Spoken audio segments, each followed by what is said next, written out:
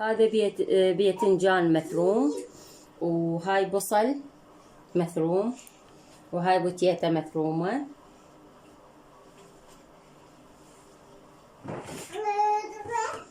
وهنا نعناع يابس، وهنا كركم وفلفل أسود، هذا شوية يعني احنا ما نحبه حار، وبهارات كباب.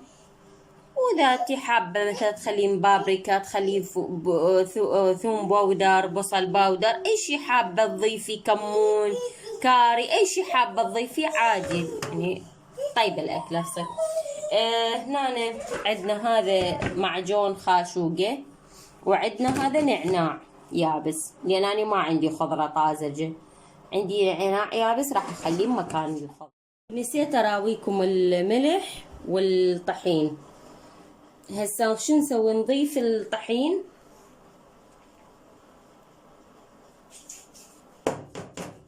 ونضيف الملح والكاريات،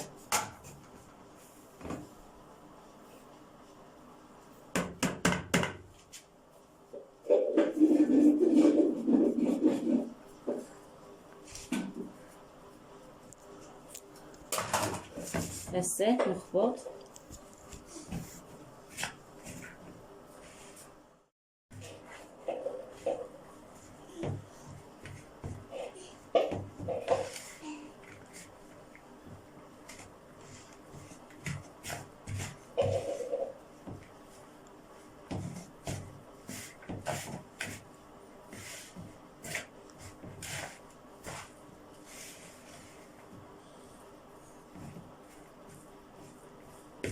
اكو ناس تخلي بيكم باودر، انتي حابة تضيفين ضيفي، ما حابة عادي، انا ما عندي صراحة فما راح اخلي.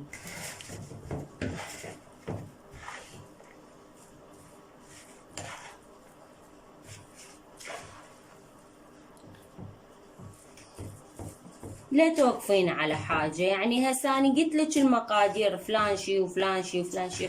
كباب الخضروات كل شي اللي تخليه تستقبل، يعني تعدك شجار كوسة، يعني خلي ايش عندك خلي، هاي الأكلة ما تقول لا الشي، خلاص كل شي اللي عندك ترميه وخليه، والنعمة فضيلة من رب العالمين، الحمد لله، الله يديمها لنا ويحفظها من الزوال. لا توقفين بيتك على شي، كله خير وبركة. يعني أنا صراحة راح صورت، آسفة فصلت الكاميرا وياي، كنت داعجن وفصلت، فرطبت ايدي وبلشت قمت عجنة حتى ألابس المكونات.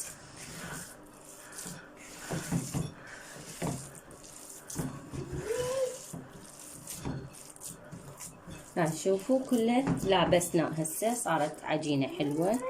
ها شو واحد يشكلها هالشكل ويحطها بالطاولة. المهم هسه خليكم ويانا وتشوفون.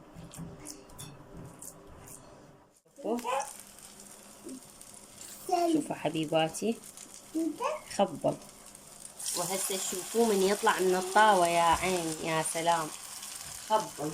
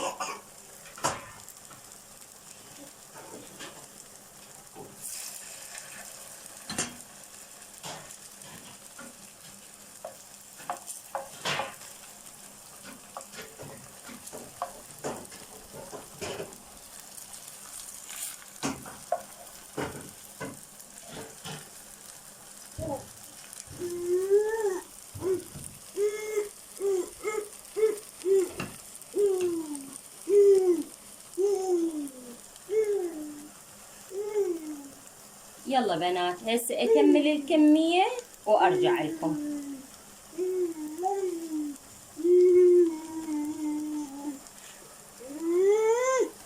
حتى ما اطول عليكم الفيديو.